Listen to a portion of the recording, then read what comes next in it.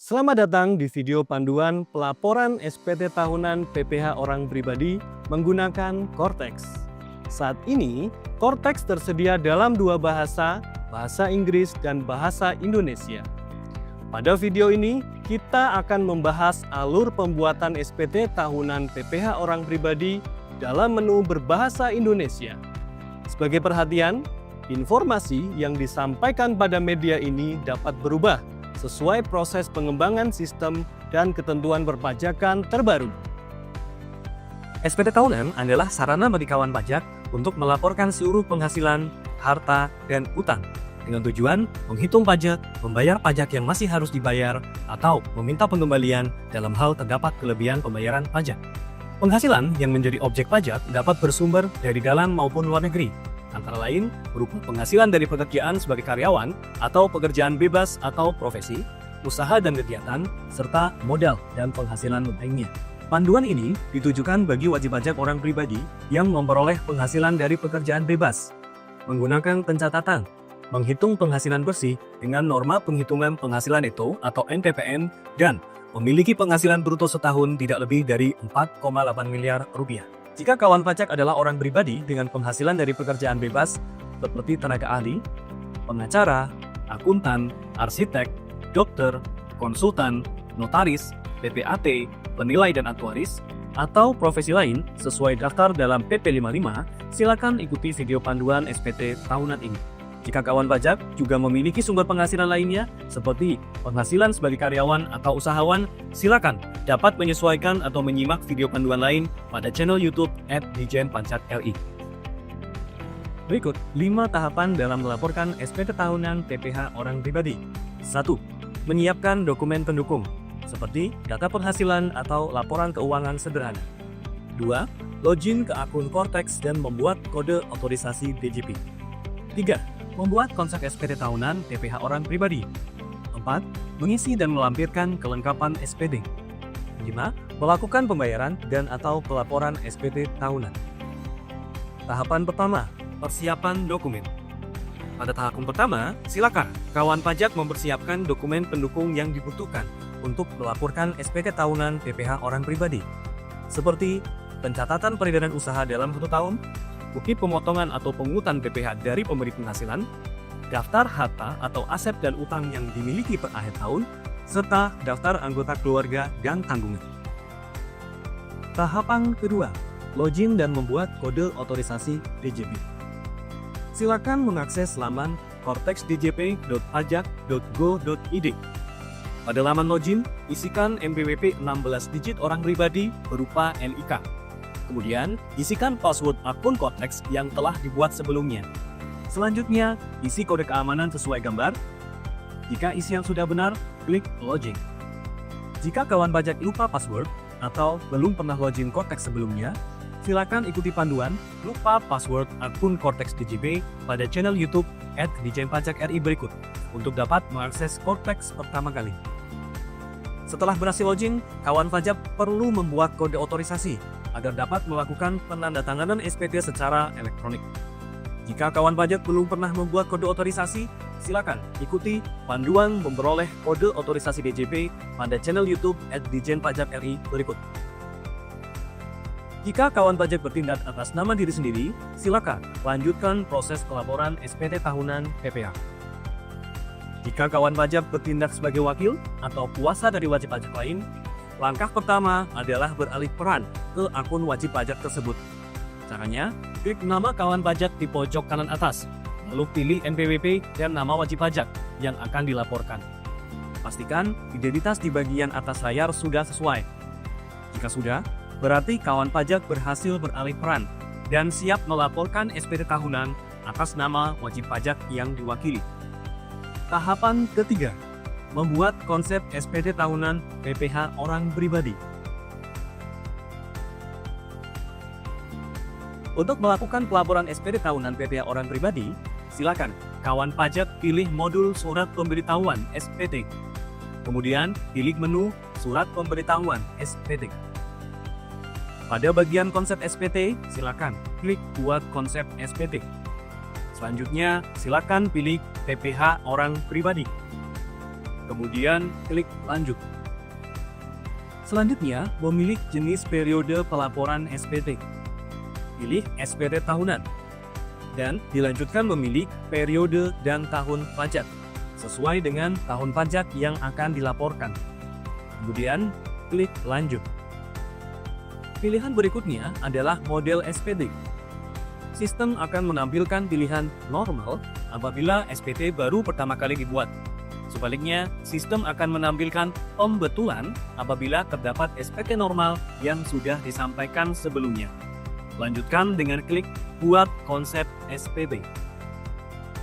Pada grid konsep SPT akan terbentuk SPT PPh orang pribadi sesuai dengan tahun pajak yang dibuat. Tahapan keempat, pengisian SPT tahunan. Pengisian SPT dilakukan secara online, langsung pada laman Cortex. Kemajuan pengisian SPT dapat disimpan kapan saja, dan dapat dilanjutkan kembali di lain kesempatan. Pada grid konsep SPT, silakan klik ikon pensil pada SPT yang hendak dilaporkan. Pada video panduan ini, kawan pajak akan mengisi SPT tahunan dimulai dari halaman induk. Lanjutkan dengan mengisi lampiran SPT tahunan. Kemudian, melakukan pratinjau induk SPT kembali sebelum melakukan pembayaran dan atau pelaporan SPT. Pengisian halaman induk SPT. Pada bagian header SPT, silakan pilih metode pembukuan atau pencatatan yang dilakukan oleh kawan pajak. Pada tanggapan awal, metode pembukuan adalah pencatatan. Jika kawan pajak melaksanakan pembukuan stelsel akrual atau telah melakukan pemberitahuan penggunaan pembukuan dengan stelsel khas, silakan menyesuaikan pilihan metode pembukuan. Pada sumber penghasilan, silakan pilih minimal satu sumber penghasilan yang diterima dalam setahun. Pada panduan ini, silakan klik pekerjaan bebas. Selanjutnya, gulir ke bagian A, identitas wajib pajak. Data pada bagian ini akan terisi otomatis berdasarkan profil wajib pajak yang ada pada Cortex. Perlu diketahui bahwa SPT tahunan digunakan untuk melaporkan seluruh penghasilan, baik dari dalam negeri maupun luar negeri, yang diterima atau diperoleh seluruh anggota keluarga wajib pajak, yang digabungkan sebagai satu kesatuan, sehingga pemenuhan kewajiban pajaknya dilakukan oleh wajib pajak sebagai keluarga, dengan cukup satu SPT. Bagi kawan pajak dengan status kawin yang memilih pisah harta atau PH, atau memilih terpisah atau MT, kewajiban pelaporan SPT dilakukan masing-masing oleh suami dan istri. Silakan pilih status kewajiban perpajakan suami pada bagian A7. Lalu, isi lampiran perhitungan PHMT bersama pasangan saat melaporkan SPT. Jika status perpajakan suami istri bukan pisah harta atau PH, atau memilih terpisah atau MT, serta pelaporan SPT disatukan dengan milik kepala keluarga, maka bagian ini cukup dikosongkan. Namun, kawan pajak perlu memastikan bahwa istri dan anggota keluarga lain yang kewajiban perpajakannya digabung sudah didaftarkan dalam daftar unit keluarga di profil Cortex kepala keluarga dengan status unit perpajakan adalah tanggungan. Sekedar informasi, pemutakhiran data profil dilakukan melalui Cortex melalui modul portal saya. Klik profil saya, kemudian klik informasi umum, lalu klik tombol edit. Kawan pajak silakan lakukan perubahan data profil yang diperlukan. Jika semua sudah selesai disimpan, klik pernyataan dan klik tombol submit. Berikut merupakan ilustrasi kasus pengisian SPT tahunan PPh orang pribadi dalam video panduan ini. Kawan pajak memperoleh penghasilan sebagai agen asuransi dengan status PTKP kawin tanpa tanggungan atau K0. Penghitungan pajak menggunakan norma penghitungan penghasilan neto atau NPPN dengan pemberitahuan ke DJP di awal tahun pajak bersangkutan. Pada tahun pajak 2025, kawan pajak hanya memiliki kredit pajak dari PPh pasal 21 yang dipotong oleh pemberi penghasilan dan belum melakukan angsuran PPh pasal 25 karena baru terdaftar sebagai wajib pajak. Kawan pajak tidak memiliki pengurang pajak lain seperti zakat, kompensasi kerugian tahun lalu, maupun penghasilan insidental. Kawan pajak gulir ke bagian B, ikhtisar penghasilan neto. pada angka 1A, pilih tidak. Karena ilustrasi hanya menerima penghasilan dari pekerjaan bebas. Pada pertanyaan angka 1B1, pilih ya. Pilihan ini akan menampilkan pilihan 1B2 dan 1B3. Pada angka 1B2, pilih tidak. Lanjut ke pertanyaan selanjutnya. Pada angka 1B3, pilih ya. Saya berhak menggunakan norma penghitungan penghasilan neto.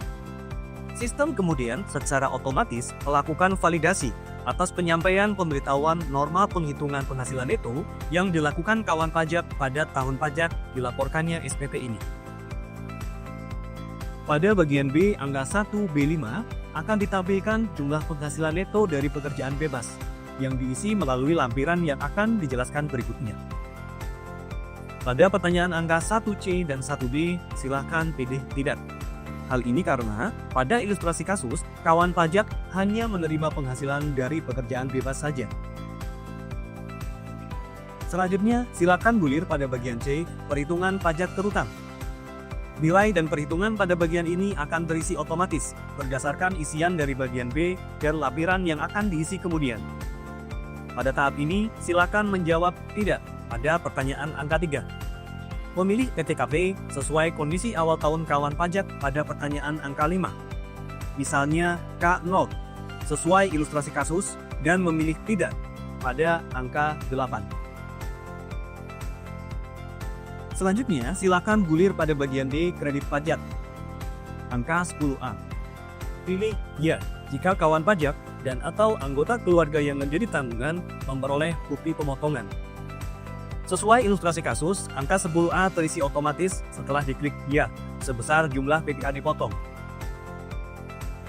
Pada angka 10B, angsuran PPh pasal 25 terisi otomatis dengan data pembayaran kode akun 41125-100 yang telah dilakukan. Sesuai ilustrasi kasus, angka 10B berjumlah 0, karena kawan pajak baru terdaftar sebagai wajib pajak dan belum melakukan angsuran. Pada angka 10C, hanya diisi dengan total pokok pajak jika terdapat surat tagihan pajak PPh pasal 25, sehingga sesuai ilustrasi kasus bagian ini dibiarkan 0. Pada angka 10B, pilih tidak, karena ilustrasi kasus hanya menerima penghasilan dari pekerjaan bebas. Selanjutnya, gulir pada bagian E, PPh kurang atau lebih bayar. Nilai dan perhitungan pada bagian ini akan berisi otomatis berdasarkan lampiran SPT yang akan diisi kemudian. Selanjutnya pada bagian F, pembetulan, hanya diisi jika model SPT tahunan adalah pembetulan, sehingga kawan pajak dapat melewatinya. Pada bagian G, permohonan pengembalian PPh lebih bayar, bagian ini hanya diisi apabila terdapat lebih bayar pada angka 11A di atas. Pada tahap ini, kawan pajak dapat lanjut pada pertanyaan berikutnya. Selanjutnya pada bagian H, angsuran PPh pasal 25 tahun berikutnya.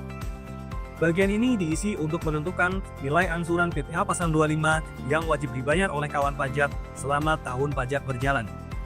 Kawan pajak dapat mengisi bagian ini kembali setelah melengkapi isian pada lampiran. Terdapat dua metode penghitungan angsuran PPh pasal 25 bagi pekerja bebas.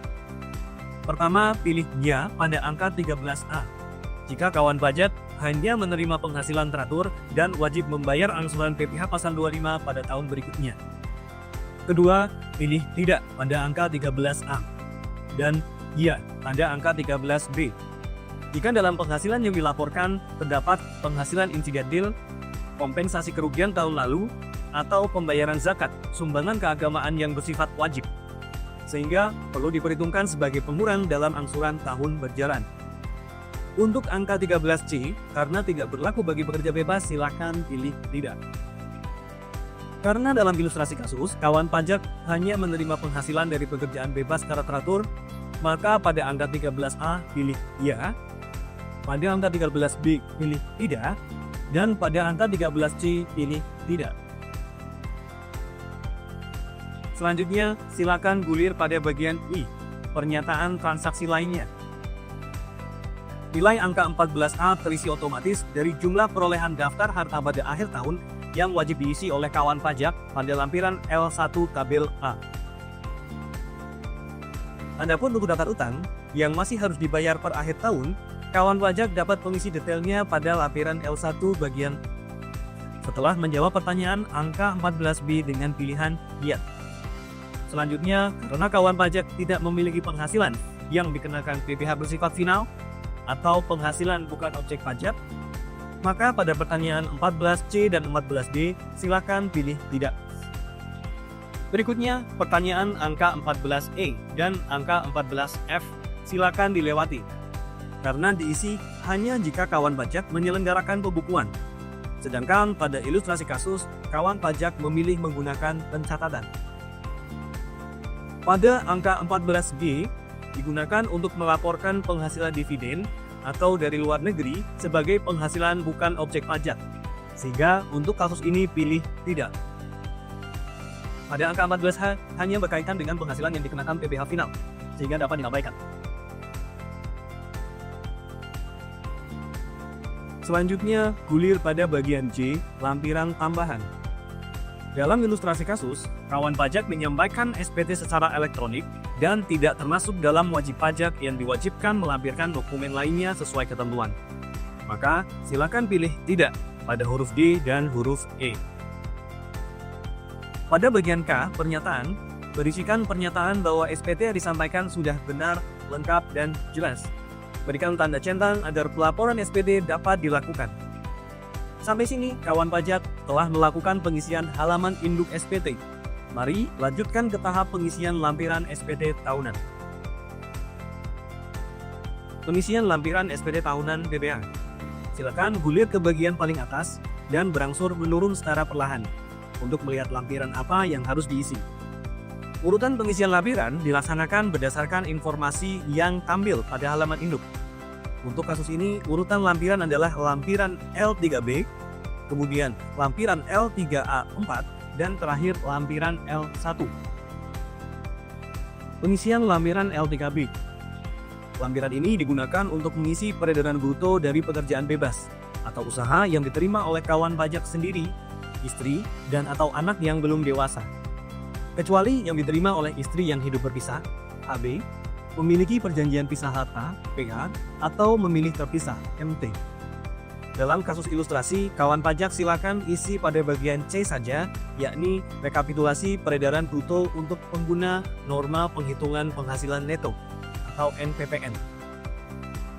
Pada lampiran L3B bagian C, kawan pajak memasukkan peredaran bruto dari pekerjaan bebas untuk setiap bulan selama 1 tahun, untuk setiap tempat kegiatan usaha. Untuk mengisinya, silakan klik ikon pensil di sebelah kiri nama tempat kegiatan usaha masing-masing. Misalnya untuk kasus ilustrasi, sesuai pencatatan berikut. Jika sudah lengkap dan sesuai, klik simpan. Adapun jumlah PPh di baris berikut akan terisi otomatis sesuai dengan data pembayaran angsuran PPh pasal 25 yang telah dilakukan. Karena pada kasus ilustrasi ini tidak ada angsuran yang dibayarkan, maka akan tertampil nilai 0 sesuai pada gambar. Selanjutnya, jika seluruh pengisian peredaran bruto sudah benar, maka silakan klik tombol simpan konsep. Kemudian, gulir layar ke atas menuju ke lampiran L3A4 untuk menghitung penghasilan neto dari pekerjaan bebas menggunakan norma. Pengisian lampiran L3A4. Terdapat 2 bagian dalam lampiran ini. Bagian A, penghasilan neto dalam negeri dari usaha dan atau pekerjaan bebas berdasarkan pencatatan. Dan B, penghasilan neto dalam negeri lainnya. Dalam kasus ilustrasi, kawan pajak hanya perlu mengisi bagian A karena tidak menerima penghasilan neto dalam negeri lainnya. Bagian A digunakan untuk menghitung besaran penghasilan neto dari pekerjaan bebas. Bagian ini hanya dapat diisi jika kawan pajak telah memenuhi ketentuan penggunaan NPPN, yakni telah memberitahukan penggunaan NPPN di awal tahun pajak dan omset dalam setahun tidak melebihi 4,8 miliar rupiah. Dalam ilustrasi kasus, besaran norma atas pekerjaan bebas sebagai agen asuransi ditentukan sebesar 50% untuk ibu kota provinsi sesuai ketentuan yang berlaku. Oleh karena itu, untuk menghitung penghasilan netonya, silakan klik tombol pensil. Kemudian cari dan pilih jenis pekerjaan bebas sebagai agen asuransi. Selanjutnya pada baris norma isikan nilai 50. Jika isian telah sesuai, klik simpan. Jika isian sudah lengkap dan sesuai, maka silakan gulir ke bawah dan klik simpan konsep. Selanjutnya, gulir layar ke atas menuju ke lampiran terakhir, yaitu lampiran L1. Pengisian lampiran L1. Lampiran L1 merupakan lampiran yang otomatis muncul pada SPT tahunan PPh orang pribadi. Terdiri atas 5 bagian. Bagian A, harta pada akhir tahun pajak. Bagian B, utang pada akhir tahun pajak. Bagian C, daftar anggota keluarga yang menjadi tanggungan. Bagian D, penghasilan neto dalam negeri dari pekerjaan. Bagian E, daftar bukti pemotongan pemungutan PTR. Dalam ilustrasi kasus, kawan pajak tidak perlu mengisi bagian D, karena penghasilan yang diterima bukan dari pekerjaan, tapi dari pekerjaan bebas. Pada lampiran L1 bagian A, sistem akan mengisi otomatis data harta berdasarkan SPT tahunan kawan pajak di tahun sebelumnya. Silakan kawan pajak cek posisi harta yang dimiliki atau dikuasai per akhir tahun pajak pelaporan. Kemudian, silakan lakukan tambah atau edit data yang sudah ada, atau menghapus data harta jika sudah tidak dimiliki atau dikuasai. Bagian A terdiri dari 6 subpengelompokan, yaitu kas dan setara kas, piutang, investasi atau sekuritas, harta bergerak, harta tidak bergerak, termasuk tanah dan bangunan, serta harta lainnya. Sesuai ilustrasi kasus, kawan pajak memiliki harta baru berupa tabungan dengan saldo per 31 Desember sebesar Rp100 juta. Untuk mengisinya, klik tombol tambah pada sub bagian 1, kas dan setara kas. Lalu lengkapi informasi yang bertanda bintang sesuai contoh.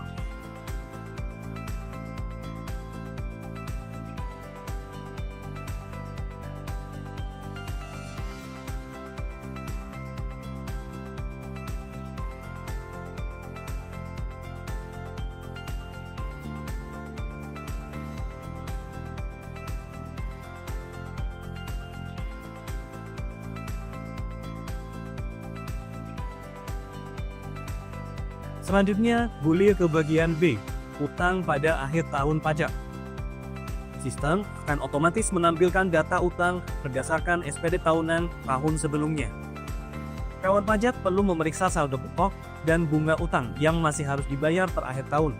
Jika ada perubahan, silakan gunakan menu tambah atau edit untuk menyesuaikan, atau hapus untuk utang yang sudah lunas. Berikutnya pada lampiran L1 bagian C.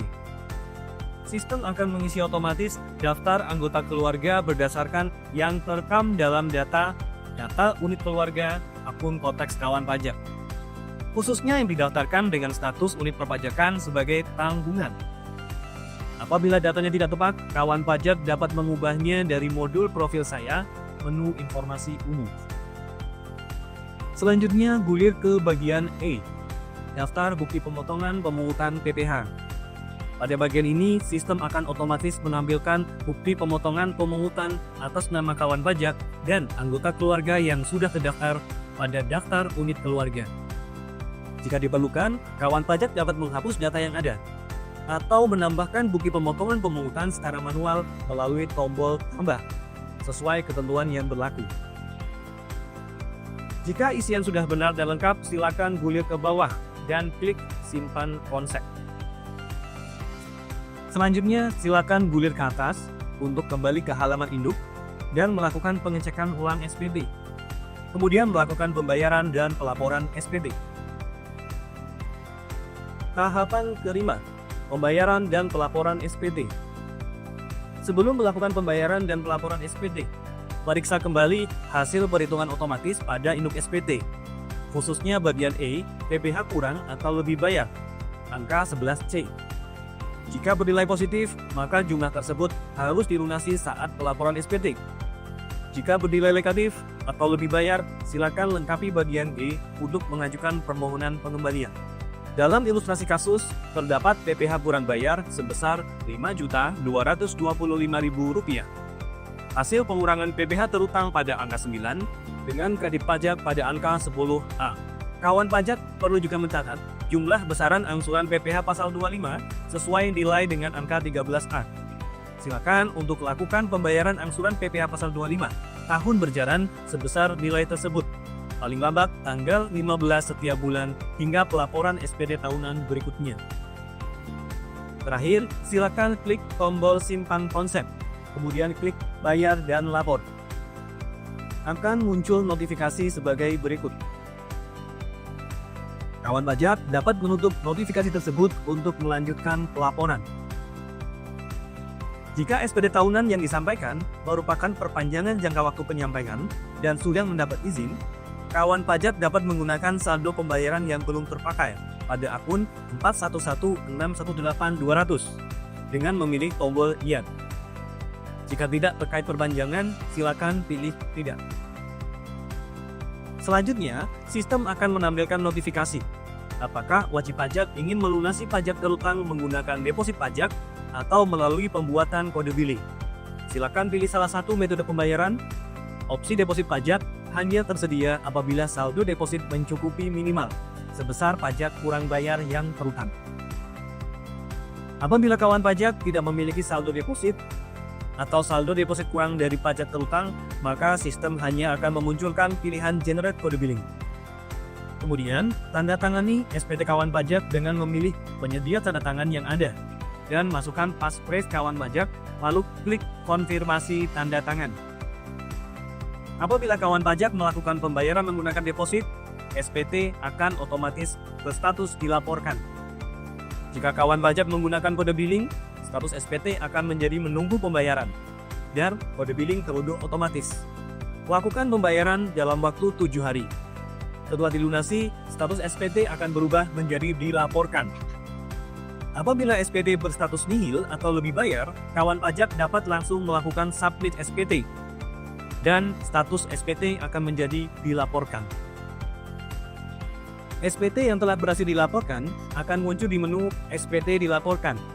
Kawan pajak dapat mengklik ikon mata untuk melihat isi SPT. Mengklik tombol hijau untuk mengunduh tanda terima pelaporan SPT atau bukti penerimaan surat. Atau mengklik tombol merah untuk mengunduh SPT dalam bentuk dokumen PDF. Sebagai informasi, jika kawan pajak masih tetap menggunakan norma penghitungan penghasilan neto atau NPPN untuk tahun pajak berikutnya, maka kawan pajak jangan lupa mengajukan pemberitahuan penggunaan NPPN sesuai ketentuan yang berlaku, yang dapat dilihat pada video panduan di channel YouTube @Dijen-Pajak-RI. Selamat!